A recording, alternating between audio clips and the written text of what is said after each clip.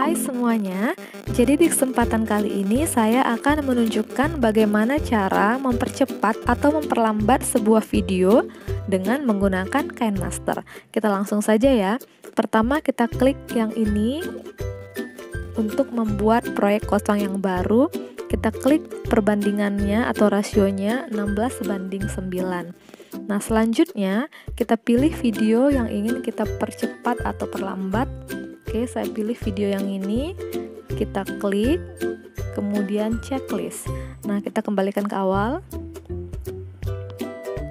Oke, kita lihat di sini durasinya adalah 3 menit 47 detik. Nah, ini akan kita percepat ya, kita akan percepat, caranya gampang, kita klik videonya, kemudian kita pilih speed atau kecepatannya. Nah, kita pilih misalnya ada di sini 1 kali, 4 kali, 8 kali. Kita klik yang 8 kali. Kemudian kita klik checklist. Oke.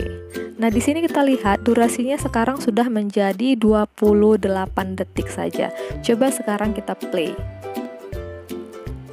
Nah, seperti itu. Jadi sudah dipercepat, oke? Nah, bagaimana kalau kita ingin memperlambatnya ya? Coba kita kembalikan dulu. Ini kita kembalikan ke durasi semula.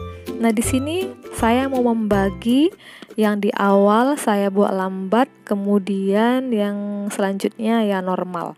Coba kita buat ya. Kita klik.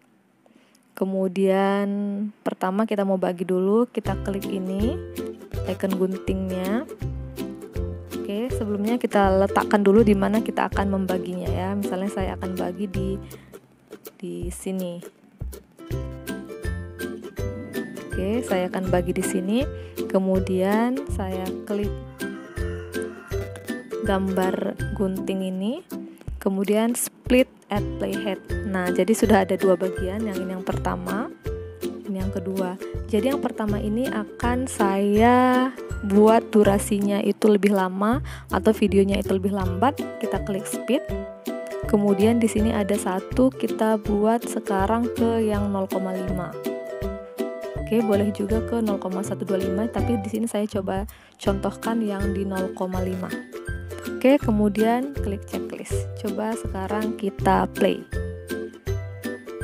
Nah, kita lihat di sini video yang di bagian pertama sudah diperlambat. Nah, sementara yang di sini kecepatannya normal. Jadi demikianlah caranya untuk memperlambat atau mempercepat sebuah video dengan menggunakan aplikasi Kinemaster di handphone smartphone kita. Demikian tutorial kali ini, semoga bermanfaat dan terima kasih.